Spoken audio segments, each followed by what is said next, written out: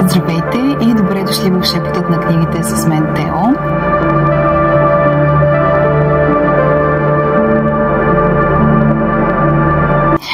От дълго време си мисля да направя поредица от видеа на тема карти Таро от книгата на Кристина Димитрова, като планирам да говоря за 5 до 6 карти за тяхното послание, за това всяка една карта в коя литература се среща, в кои филми, какво е накратко нейното значение, като мисля да не се показвам на видеята, а просто да ви показвам картата и да чувате само моят глас.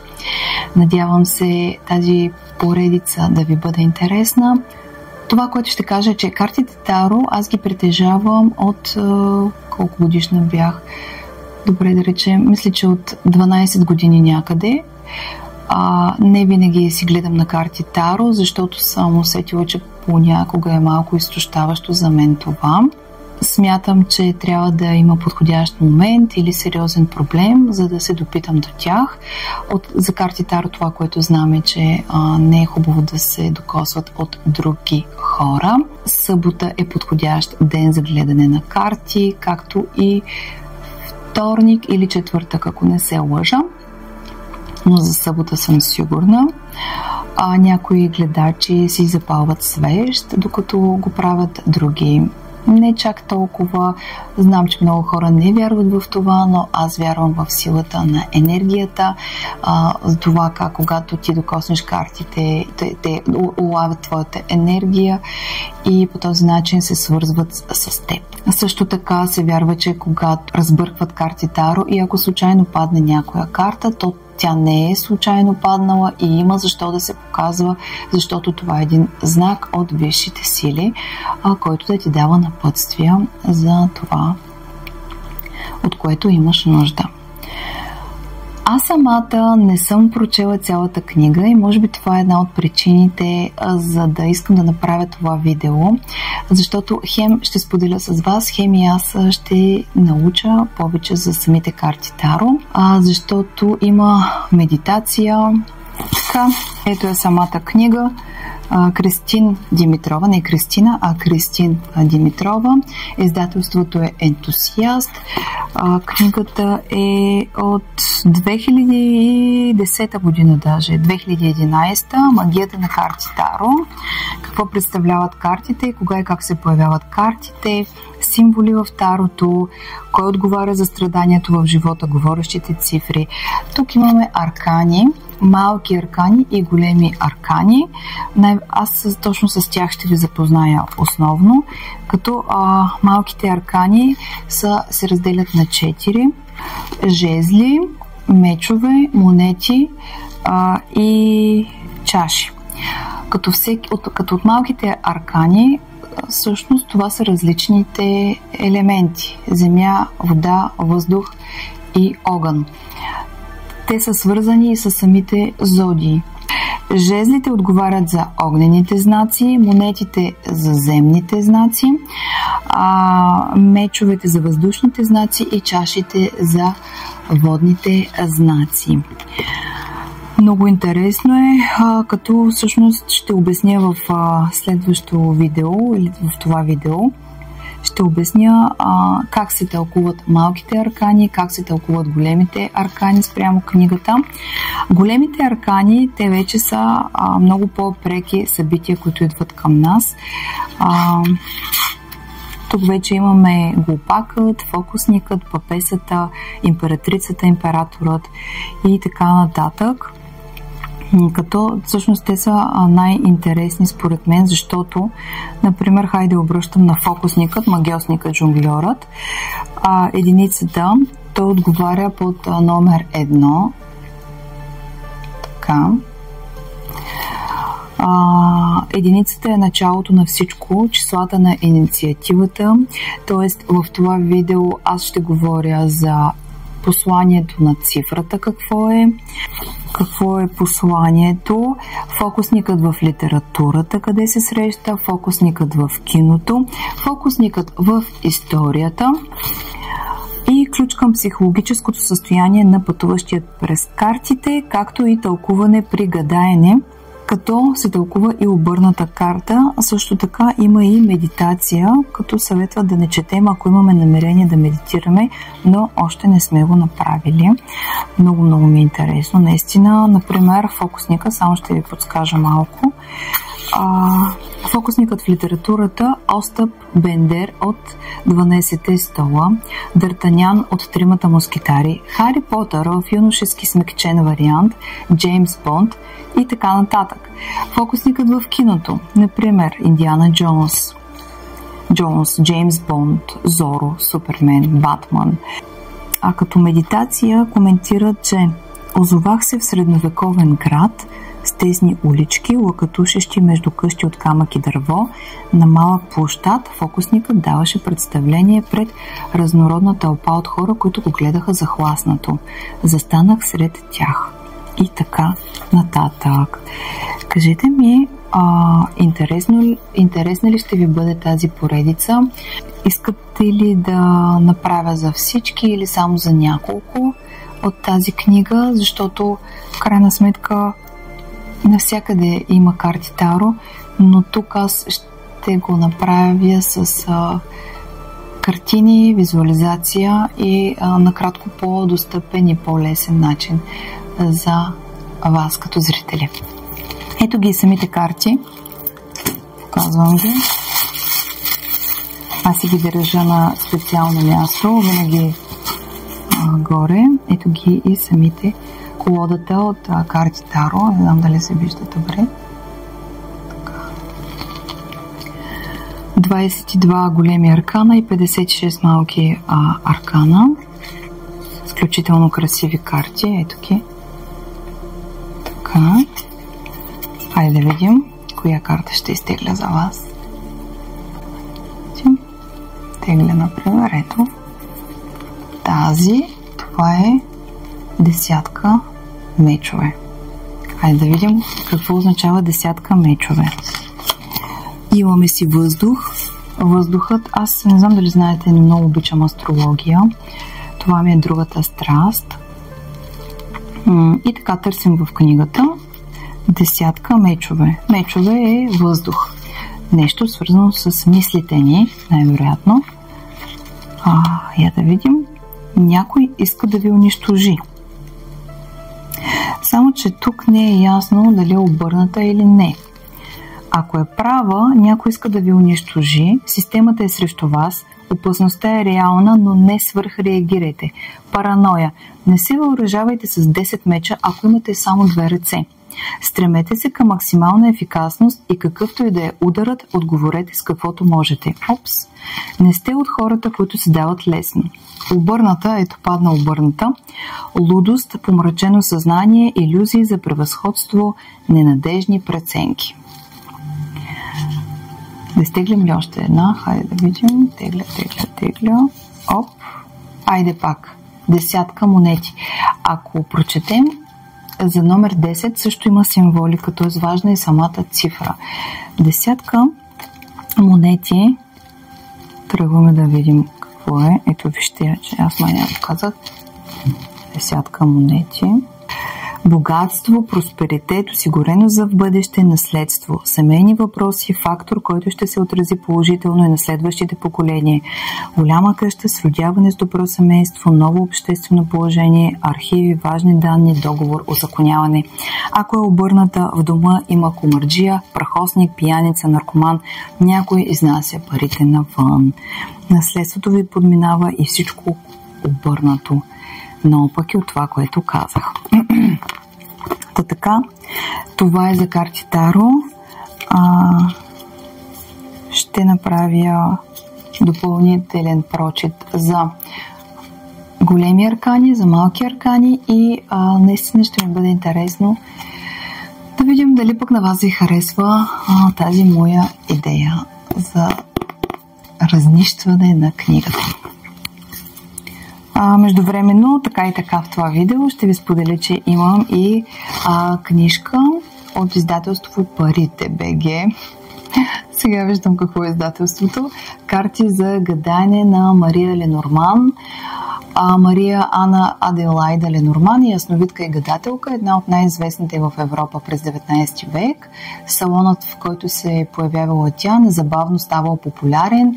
Нейните предсказания търсили императори, учени, художници, дами от висшето общество и жени на богаташи, притежавайки удивителен дар. Мадам Ленорман виждала в картите обратите на съдбата, предзнаменованията и удивителните обстоятелства. Нейните пророчества се сбъдвали.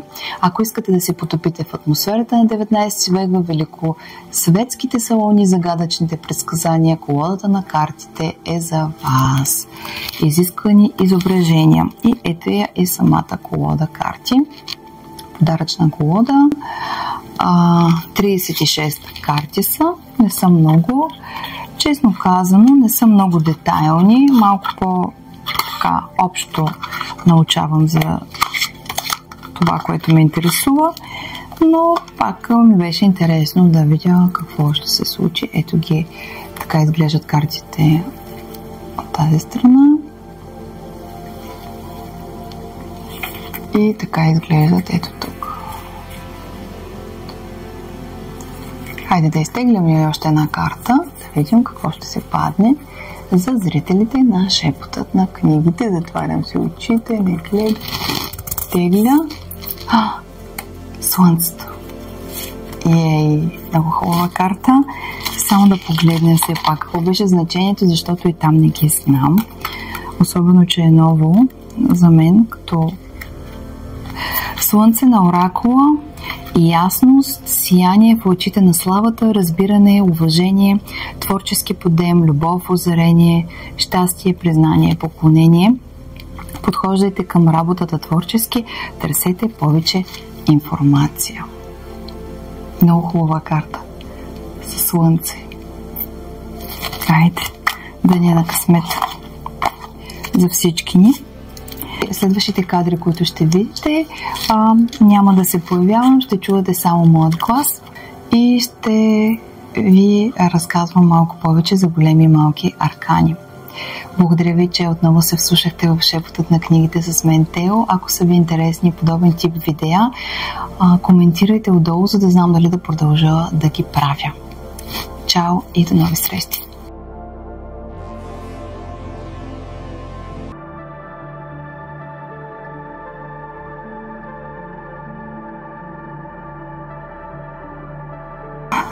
Здравейте! За да създавам приятна атмосфера за разчитането на карти Таро, съм си донесла някои любими предмети, които да създадат малко по-магична атмосфера. Това са моите любими кристали. Любимите ми кристали. Започваме с аметист. Погледнете колко е хубаво. Бях си го взела от музея на кристалите в Мадан. Аметистът, доколкото знам, помага за въображението и за безсъние и кошмари също. Може да се поставя до леглото или дори под възглавницата. Аметист. Така, знам, че докато се гледа на карти Таро, може да има кристали. Това е розов кварц, който помага за засилване на женската енергия. Много си го харесвам, пазя си го. Това, ако не се лъжи, обсидиан или нещо друго беше, на което наистина забравих името, но този камък си спомням, че имаше огромна защита и го бях подарила. Страхотен е. Много го харесвам. Така. Другия камък, който също много харесвам, това е цитрин. Цитрина помага за слънчевия сплит, ако не се лъжа, чакрата. Ето го фокусира витрина. Много хубав слънчев камък, който засилва творческата дейност. Имаме си аметист, имаме си лунен камък.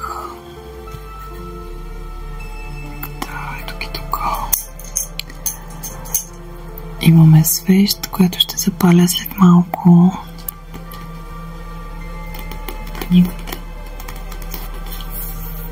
Книгата на Кристин Димитрова "Магията на карти Таро", практическо ръководство с колода карти, издателство Ентусиаст.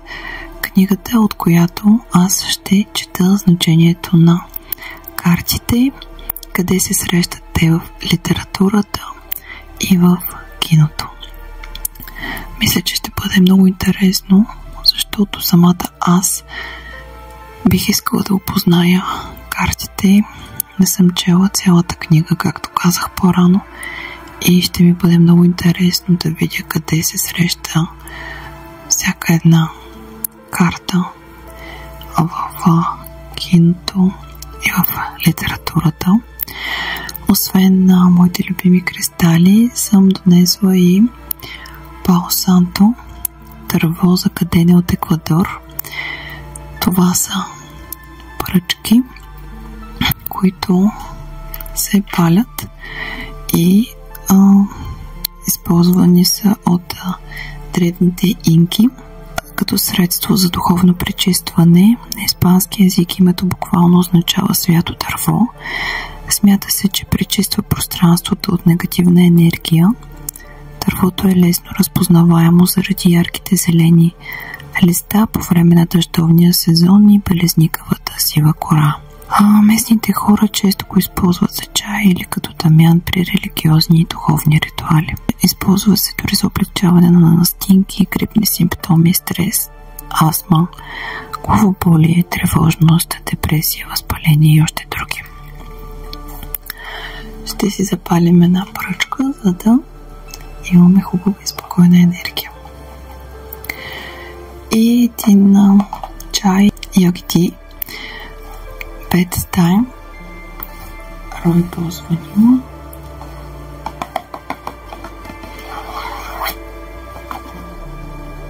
Био аюрведичен чай, вечерен ройбос, канела, кардамон, екстракт от лимонен балсам, индийско орехче, роза, джинджифил, карамфил, черен пипер и още други. Ето, който желае, може да си направи един чай, докато гледа значението на картите. Ето, изкарала съм едно пакетче. Да видите тук как изглежда.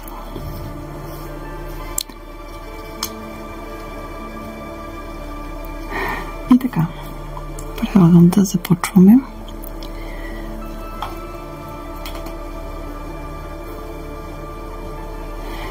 Ще запалим сега Пало Сантото.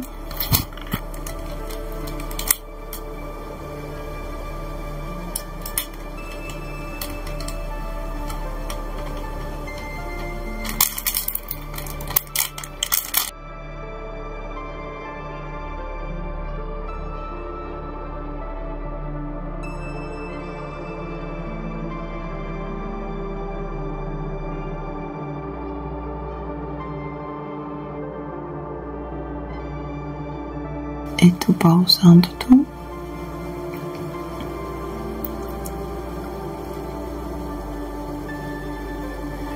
Не всеки му харесва аромата на Пало Санто. Малко по-специфичен е, но обаче на мен ми допада.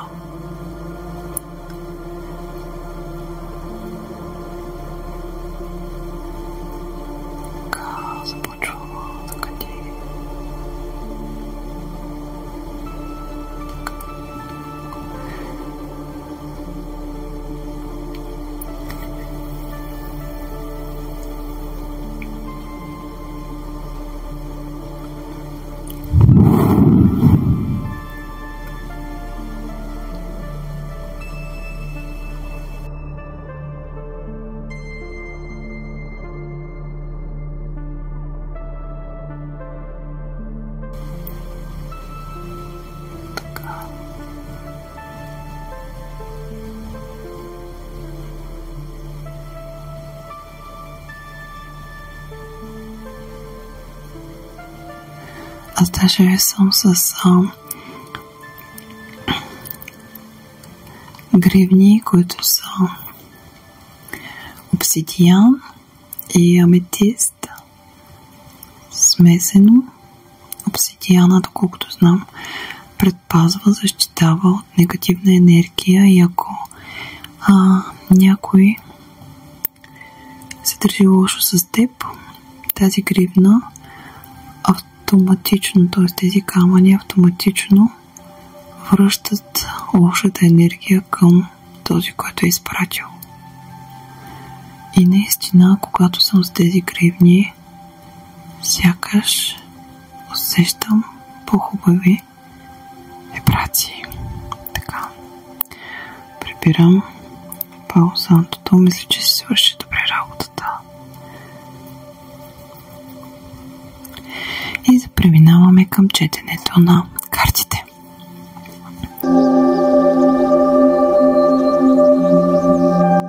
Така, тук пред вас са малките аркани.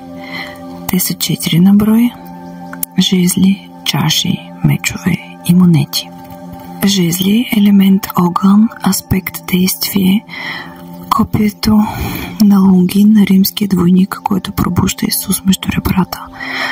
Средновековно съсловие аристокрацията, посока запад, психологически тип сангвиник, значение активност, енергия, решителност. В лошите си проявления стига до насилие и арогантност, усилие за промяна на света, символ на царската власт и едновременно с това вълшебна пръчица. Смелост, действеност, стремеж към обществена изява. Елементът жезли отговаря за огнените знаци Овен, Лъв и Стрелец. А с жезли права означава начинание, нова идея, раждане, полагат се основите на бъдещ успех, предприемчивост, активност, енергия, отлични перспективи, делова работа, приключение и начало на нещо прекрасно.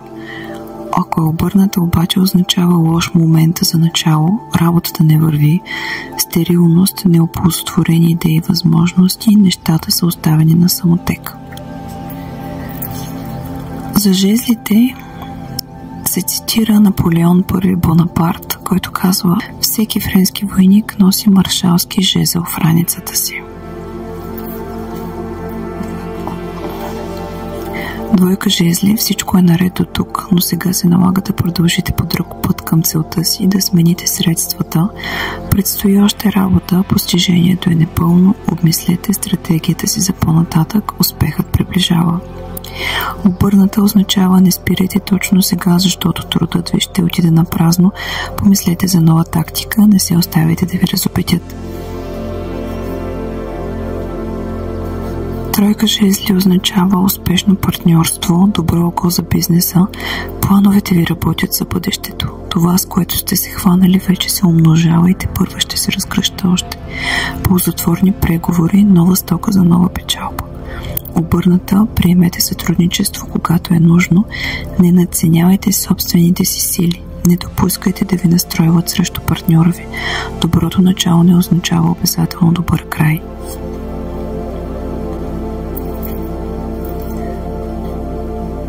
Четворка жезли, солидната основа е залог за по-нататъчен градеж. Всичко направено е здраво, устойчиво.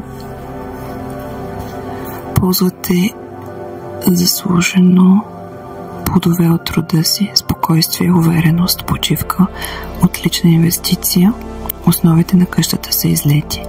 Ако обаче обърната, означава: не бързайте да видите успешния завършек, ако сте претупали началото.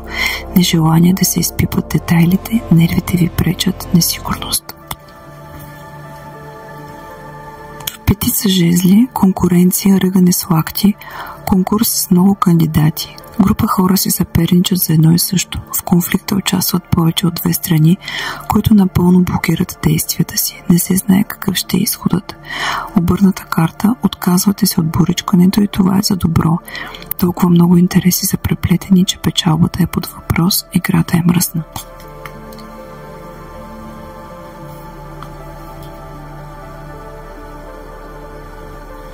Шестица жезли, успех, победа, постижение, прекрасна новина от важно място, очакванията са оправдани, надеждите реализирани, награда, почест и лавров венец. Обърната, притеснение, нерви, лоши новини за чужди победи. Не се безпокойте, успехът ви е сигурен, трябва малко повече време.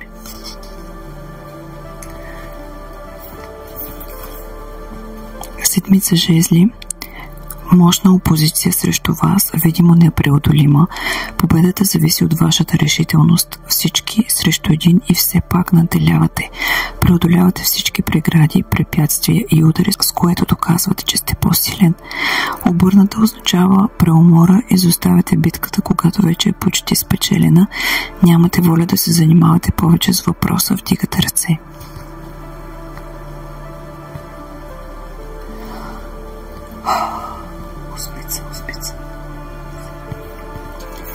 Осмица жезли, внезапно раздвижване сред неподвижният пейзаж, промяна, положителен обрат, бързина, период на трескава активност, нещо започва много шеметно да се развива, може и да е любов, пътуване, бързи решения. Ако е обърната, новините се бавят, което не означава, че няма да дойдат. Застой, взаимни обвинения в очакване на чудото, понякога дори малко усилие помага.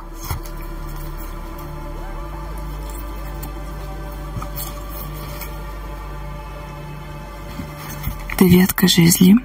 Срещу вас се готви атака, но и вие сте подготвен. Верни съюзници, значителни резерви, запаси от сила и устойчивост. Готов сте да издържате на всяка обсада, подкрепа, напрежение и дебнене. Всякакви удари могат да се очакват. Обърната, нямате сила за победа. Противниците, опонентите са много, проблеми, пречки, спънки. Не предизвиквайте врага си, не сте в позиция да се преборите.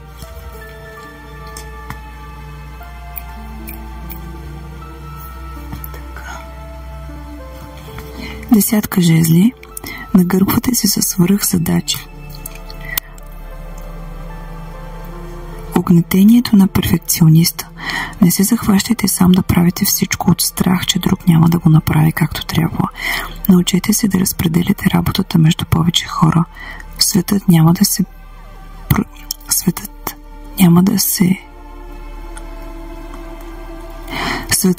се продъни, ако някой сбърка нещо. Къртовски труд зад успеха.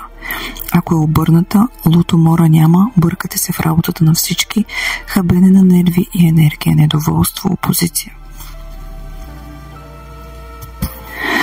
Продължаваме с принцеса жезли.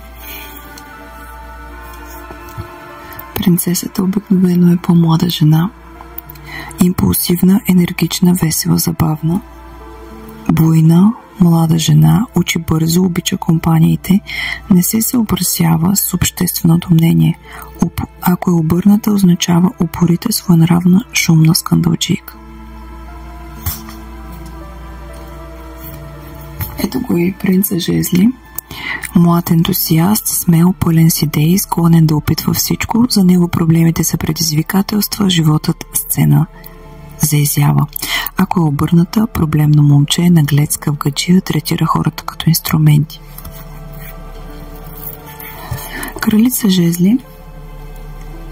Това обикновено е малко по-възрастна жена, вече обвързана, дори енергична жена с делови качества, щедра, сърцата. Може да се разчита на застъпничеството и не търпи противоречия, прощава на тези, които обича. Ако е обърната, ревнива, властна, унищожителна, в гнева си жена. И последно. Крал жезли. Благороден, добронамерен, сърдечен и принципен мъж, държи на властта си, но не е дребнав, човек на действието, лесно прощава, обича живота, бохем. Обърната е гневлив, властолюбив, суетен, наивен и подозрителен човек, параноик. Така. Сега предлагам да съберем тези карти, да изтеглим една или две и да видим какво ще ни се падне. Аз ще ги разбъркам и да видим от елемента огън какво ще ни се падне, от какво имаме нужда да сега Какво искаме да разберем? Коя е картата, която имаме нужда? И съветът, който да ни помогне да вървим напред.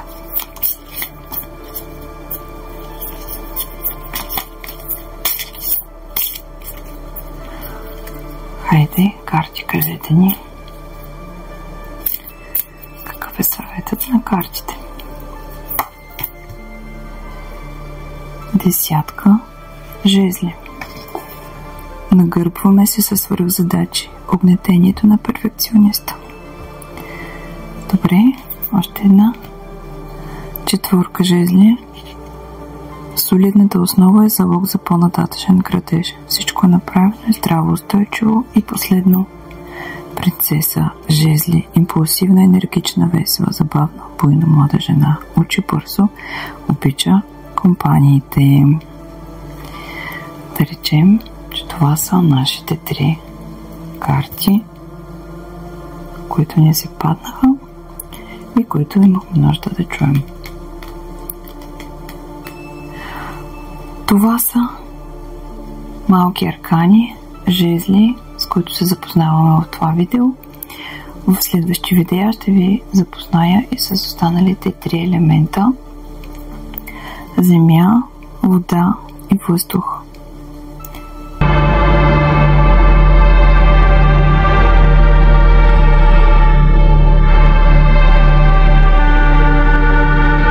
Големите аркани или така наречени козовете, те представляват смисъла на учението, вътрешната част на храма. При гадаене се тълкуват като съдбовна промяна, озарение по важен въпрос, нов етап от пътя му. Общият им брой е 22, а имената и поредните им номера започват с глупакът, или шутът, наречен още лудият. На всяка карта съответства по една от 20 еврейски букви, които според кабалата изграждат света. Молитвеникът има 22 молитви. 22 символизира проявите на човека в житейския му път. В исторически мащаб представлява времето от сътворение до свършека на света, числото на Вселената. Броят на номерираните карти обаче е 21, което се смята за числото на премъдростта, т.е. 2 плюс 1 е равно на 3, което носи допълнителния смисъл на постижение, синтез между противоположностите на ново ниво. Ето ги картите. Ето ги. Те са най-различни. Аз ще ви ги показвам една по една и ще ги тълкуваме. Честно казано, понякога, когато аз се занимавам с карти Таро, аз не гледам постоянно, защото понякога ме измаря това. Чувствам се после много изтощена и гледам на карти Таро само при нужда. Ако имам наистина някакъв проблем, някакъв важен въпрос, който искам да реша, от който искам да разбера съвет или нещо друго, иначе не гледам толкова много наистина и не винаги им вярвам, но пък понякога има наистина много странни съвпадения, които са шокиращи, като синхронизация с събитията, които се случват в нашия живот и това, което откриваме при самите карти. И сега продължавам. Да, много окултисти се стремят да прокарат аналогии между Тарото и 12-те зодиакални знака, кабалистичните пътеки, божествата от различни езически пантеони, планетите, скъпоценните камъни и всичко, в което човек пожелае да види преликата. Резултатът е нееднозначен. Други пък делят поредицата от 21 номерирани карти на последователни тройки от дух, душа и тяло, като например магиосникът е дух, жрицата е душа, императрицата е тяло, императорът отново дух и така нататък. Този подход също страда от противоречия. Трудно е, например, да приемем, че учелникът е тяло, а колелото на съдбата дух. От толкова много различни карти Таро, как да разберем кое е истинското? Тук може да се отговори с пример. Вероятно сте виждали много черешови дървета в живота си. Някои са били ниски, други високи, някои са били добре поддържани, други подивели, някои са раждали червени плодове, други бели, някои са били млади, други стари. И все пак, не бихте ли казали, че черешовото дърво си е черешово дърво и в никакъв случай не е топола? Накратко, Таро се използва за познание, медитация, гадаене и игра. Ираклит е казал, пътят нагоре и пътят надолу са един и същи път. Той има една единствена цел и тя е освобождаване на духа. Например, представете си един човек, който мечтае за кариера и високи постове, но все избира учителски назначения и поради това страда от дълбок вътрешен конфликт. Решението на проблема му може да се търси в две възможни направления. Едното е очевидно – да напусне училището и да потърси работа в администрацията. Другото е не така пряко и може да се сравни с кабалистичното ровене за скрития текст под цитата. Човекът трябва да се вгледа много внимателно в себе си и да се попита защо, без да иска, прави това, което прави. Търсенето на отговор ще отнеме и време и усилия. Накрая може би ще открие, че всъщност никога не е обичал около главата му да се въртят началници и цени свободното си време над всичко. Навярно, само и само да го оставят на мира, е обяснявал на близките си, които са изисквали повече от него, как е бил принуден от обстоятелствата отново да заема учителски пост, как имал други амбиции, но светът не е за мечтатели. Може би дори сам се е вярвал. Но ако разбере, че е на място, което винаги е искал, ще влиза щастлив в клас и учениците няма да го забравят. Носим в себе си голяма част от съдбата си. Задачата е да открием коя е тя. Коя е тя? Чън И, 11 век, е казал: преди всички мисли в сърцето има образи, гъсти като горски хръсталак, и те израстват от корените до върха като стъблото на дърво. Тук в книгата се дават примери за това какво мисли Карл Густав Юнг, известен психолог, както и Зигмунд Фройд, как да преодоляваш вътрешните си конфликти в търсенето на аза, създаването на мисловни картини, визуализация, идеята за тъканта на мисълта като символ, защото тя другояче не би могла да бъде изказана. Големите аркани на картите Таро описват именно символичния път на живота. 22-те им изображения изключват пълния цикъл на личностното развитие, търсенето на мъдрост, психологично израстване, освобождаване на духа, постигане на вътрешна цялост. Според Юнг, през първата част от живота си човек расте, влиза в отношения с обществото и разгръща способностите си. Това е слънчевата насочена навън екстравертна част от индивидуализацията.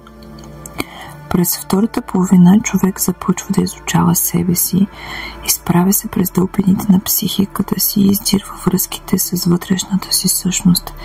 Това е лунната насочена навътре интровертна част. Това е и през зодиите. Твоята зодия, Слънцето ти, например, ако е в Риби, ти се показваш така пред обществото, но луната ти, ако е в Дева, например, т.е.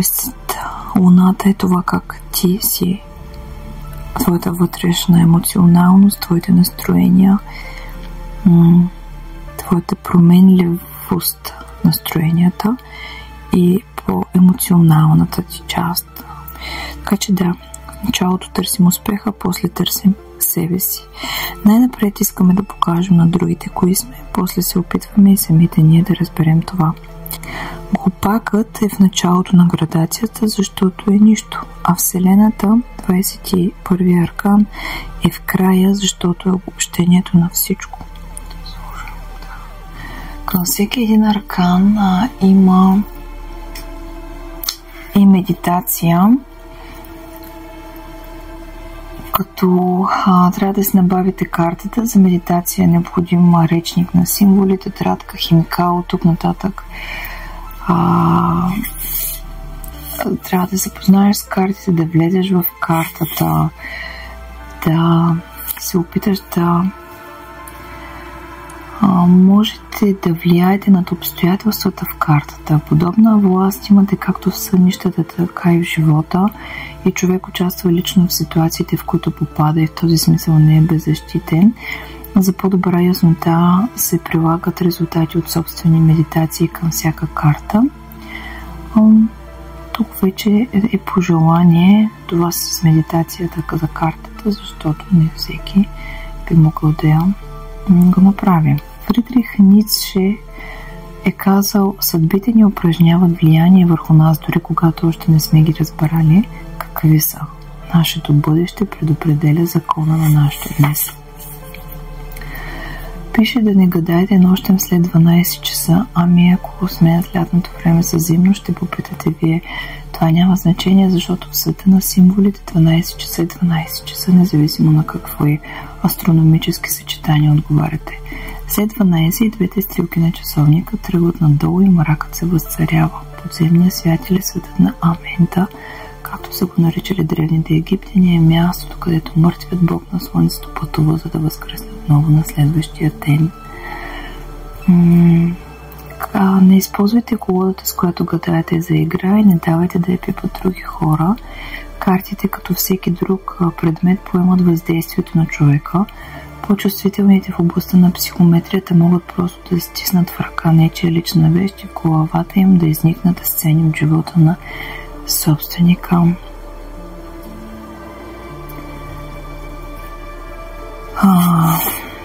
Има много правила за самото гадаене, каква посока да застанете и на къде да гледате, и този, на който гледате, на коя страна да застане, на изток, на запад, север, и това също е много важно. Самия ден на гледането и така. Нататък. Тайната на доброто гадаене е практиката. Отначало вие ще изучавате картите, по-нататък те сами ще ви учат. Питайте, сравнявайте резултатите. Картите са само врати, помнете, вие сте ключът. И така, има различни видове начини на подреждане, но сега нашата цел е да ви запозная с големите аркани. Започваме с глупакът. Милош често говори и пише за тази парадоксалност. Обича да повтаря, че неговият живот прилича на историята на глупака, който никога не слушал по-умните и вървял по своя път. Вървя и стигна до Нобеловата награда. Марк Твен е казал: аз съм велики върховен глупак, но пък съм Божи глупак, а всички негови творения трябва да се почитат. И Кристоф Кун е казал: кестенът носи шутовска дреха, работата на мъдрите е дързост във всичко зелено. Глупакът в литературата често се оказва величава фигура, защото поставя под въпрос установените правила и разбирания. Това е Дон Кихот, Крал Лир, княз Мишкин от Идиот, Швейк, Хамлет, Юсарин от параграф 22 и Фауст са част от примерите. Разбира се, и Мунчо от Потигото е сред тях.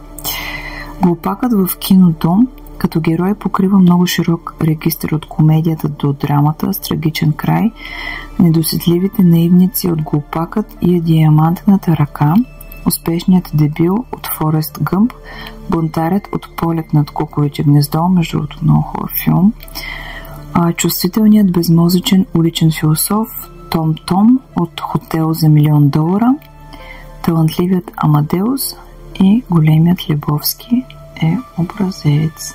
Само че ми се изгуби фокуса. Тук. Глупакът в историята Нерон, който претапя сребърните монети, за да ги пусне повторно в обращение с по-ниско съдържание на сребро, но хората започват да му плащат данъците си със същите обезценени монети. Хитростта му е повторена векове по-късно от Филип IV Хубави. Капитанът на Титаник, който до последния момент вярва, че управлява неуязвим кораб. Обожавам Титаник. Братята Райт, които се захващат да правят самолет с двигател във време, в което се смята, че толкова тежък предмет не може да полети. След повече от 200 опита с различни крила, през 1903 година в Северна Каролина двамата собственици на работилница за велосипеди поставят началото на съвременната авиация. Тълкуване при гадаене. Не сте наясно с какво се захващате, но късметът е на ваша страна. Очаквайте невероятното. Участвате и печелите поради това, че не сте мислили за опасностите и усложненията. Невероятният шанс на наивника. Ситуация с неизвестни параметри. Абсурд. Непредвидими последствия. Щастлив изход. Открива се нов път в живота ви. Обърната глупост, зловредна активност, лош избор. Не правете това, което сте си наумели. А аз казвам, ти кой си? Аз съм, казва Поимандрес, върховният ум. Зная какво искаш и съм с теб навсякъде. А аз казвам, искам да изуча съществуващите неща и да приема в ума си тяхната природа и да позная Бога. Продължаваме с магиосникът, фокусникът, жонглерът, граматик, риторик, математик, художник, треньор, знахар, въжеиграч, лекар, магиосник. Той знае всичко. Кажи на дребния гладен грък да се качи на небето, ще се качи. Ювенал, сатири. Фокусникът е единицата.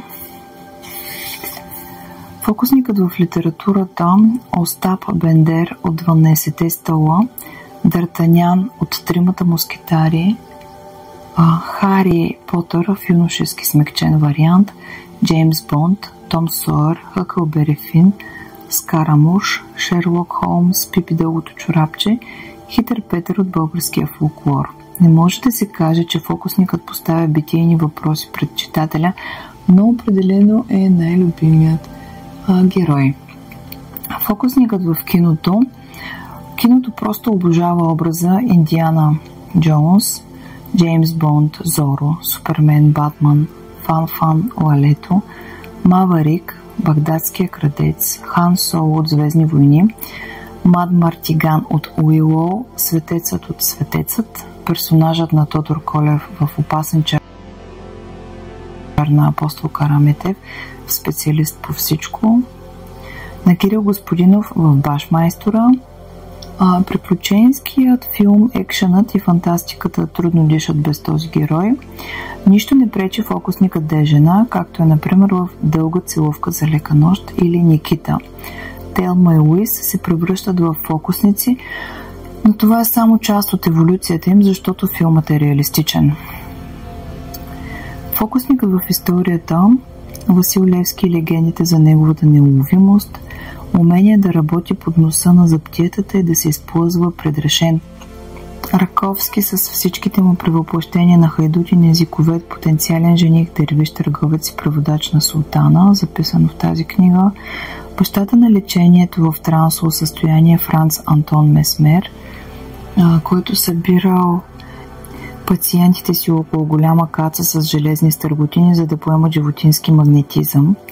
В сублимният момент под звуците на музиката се е появявал сред тях с наметало и цилиндър, излекува невероятен брой хора от най-различни болести чрез хипноза, но не се умяват да научи нито един човек на занаята си. Днес се смята, че Месмер е предшественик на лечението чрез хипноза, но все още се спори дали е бил велик учен или долен шарлатанин. Какво е тълкуване при гадаене на магиосникът? Това е съобразителност, бърза реакция, предприемчивост, талант и мощна творческа енергия, инициатива, с която ще пренереди обстоятелствата във ваша полза, номер хитрина, която успява, има рискове, но не и за майстора, човек със свободна професия, свързана с въздействие върху други хора, търговец, артист, шоумен, екстрасенс, собственик на медия, политик, наемник, любимец на жените, самоуверен, своенравен, непредвидим характер, бърз и по-способен от другите. Движи се по ръба на позволеното, живее според собствените си закони. Ако картата е обърната, става дума за умения, използвани за лошо. Внимавайте, ще ви измамят. За интригант, шарлатан, безскрупулен тип егоист, който се интересува само от себе си. Като каза това, той промени външния си вид и веднага всичко пред мен изведнъж се разтвори и виждам неограничена гледка, всичко само светлина, ведре, весело и се влюбих в видяното.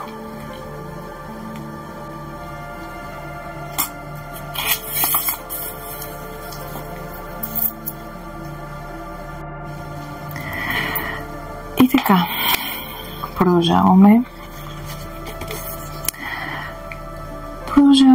с папесата, върховната жрица. Както може да се очаква, няма по-двойствено число от двойката. Духът, еволюирайки, създава своя образ и подобие и се оглежда в него като в огледало. Тук са важни числата. Къде е папесата? Ето я. Папесата. В аналитичната психология откриваме жрицата като анимата, женският дял от психиката на всеки мъж. От нея зависят въображението и прозорливостта му. Анимата води душата към връзка с творческите му способности и интуиция, стига, разбира се, да не го е обсебила или той оплашен пред силата и да не е отрекал. Така, жрицата е естествен съюзник на фокусника, напълно в съгласие с Хераклит, според когото противоположностите се привличат. Този фокус постоянно ми се губи. Жрицата в литературата, това е всяка жена, за която поетът или героят мечтае. Беатриче на Данте, Маргарита на Фауст, Маргарита на Майстора, който не е чел Майстора и Маргарита, препоръчвам. Смуглата дама от Шекспировите сонети, това също. Безжалостната красавица на Кейтс, Дулцинея на Дон Кихот, Дулцинея, тук пише Дулцинея. Безжалостната красавица на Кейтс, да. Снежанка от приказките, Злата Моргана, повелителката на феите от Смъртта на Артур, Ирина от Тютюн. Жрицата в киното, тя е толкова прекрасна, хубава жена, Жана Дарк, Евита като мюзикъл, Ах, тази Мери в комедиен вариант. Образът е толкова вездесъщ, че няма нужда да се прекалява с изброяването. Не е казано, че жрицата може да бъде единствено от женски пол. Златно кадифе, интервю с вампир, Играчка-плачка и планината Брокбек показват това. Жрицата в историята, това е Жана Дарк, Райна княгиня, Клеопатра, Савската царица, Лора Каравелова, Дора Габе и Елисавета Багряна са типични примери от българския светски елит. Смъртта на уелската принцеса леди Даяна Спенсър доведе света до потрес, а сънародниците и до масов емоционален шок, с което още веднъж показа силата на въздействие на жрицата. Тя лесно се превръща в култ. Тълкуване, прикатаене, вдъхновение, знание, интуиция, просветление, умението да схванеш смисъла под повърхността, да вникнеш в Божия промисъл, дистанция, сдържаност, прак към мистериите, общуване с отвъдното, безсъзнателното. Владейте душата на някого. Тайни знания, които бихте споделили само ако намерите за добре. Научавате неща, които ще ви донесат сила и успех. Хрумва ви решение на неразрешим проблем. Висока репутация, магически способности, дистанцирана интелигентна жена при гадаене на мъж. Тази, която владее въображението ви, купнеж, мечта, жена, която мисли за вас, макар и да не ви го показва, дискретна покровителка. Ако картата е обърната, склонност към самозаблуда, погрешна представа за жените, не може да се схване същността. Решението към проблема е скрито, смут, емоционално неравновесие, дори злонамерена жена е личност, която иска да ви разруши. Извратеност. Някой се опитва да ви заблуди, да дърпа конците ви, да скрие важна информация. За финал, адът не знае бяс по-силен от отхвърлената жена. Това също е интересно. За финал мога да го прочета. За жрицата, попесата. А ти имай светлината в ума си и я опознавай. И като каза това, ме загледа дълго, така че затреперах. И като кимна, аз видях в ума ми светлината в безбройни сили и тя се превърна в безкраен свят. Добре. Продължаваме с императрицата. Императрицата. Императрицата. Тя е номер 3. Тройката е плодът на двете противоположности. Мъжът и жената раждат дете. След тезата и антитезата идва синтезът. Тройката стои едно стъпало над простата опозиция, защото първите две точки са на една линия, третата стига да не се случи отново върху нея, създава пространство и определя равнината. Хорхе Луис Борхес от Пясъчната книга казва: на мен също животът ми даде всичко. На всички им дава всичко, но повечето не го знаят. Елизабет I, кралица на Англия, казва: аз съм вашата богопомазана кралица. Не можете чрез насилие да ме накарате да направя каквото и да било. Слава Богу, притежавам такива качества, че ако утре ме изгонят от двореца само по една фуста, мога да си изкарам прехраната навсякъде из християнския свят. И Владимир Попов казва: под скръстените и в съня ръце, като светица свети тя самата, спи майка ми в сърцето на земята и в моето сърце. Императрицата в литературата, образът не толкова вдъхновява, колкото навежда на социални размисли. Сарандовица от Вечери в Антимовския хан, Султана от Железният светилник, Любов Андреевна от Вишнева градина, майка на Горки, баба Илиеца, мадам Бовари, Злата мащеха от приказките. Странджата от Немили Недраги е малко странна разновидност на императрицата в Парталони. Императрицата в киното, американско сватбено одеяло, ръката, която люлее люлката, истинската Макой, идеалната майка, започва като захаросана приказка и постепенно се превръща в кървава драма на любов и власт. В комичен ТВ вариант майките от сериалите Малкълм и Женени с деца. Императрицата в историята от благородни всеотдайни личности като майка Тереза до жени преизпълнени с власт и желание да доминират, Катерина Медичи, кралица Елизабет, кралица Виктория. Както отново става ясно, за да изглеждаш майчински, не е необходимо да имаш деца. За България можем да споменем преданата Мара Белчева и волевата закрилница баба Тонка. Тълкуване при гадаене, благоденствие, семейно щастие, реализация, бременност, успешен период. Ще видите доброто от живота. Оздравяване, творческа плодовитост, печалба, разрастване, стабилност, чувство за сигурност, щедрост, рогът на изобилие. Фигурата на майката, благодетелка, спонсорка, меценатка, жена на обществено важна позиция с добро отношение към вас, висшестояща застъпница, щедра любовница.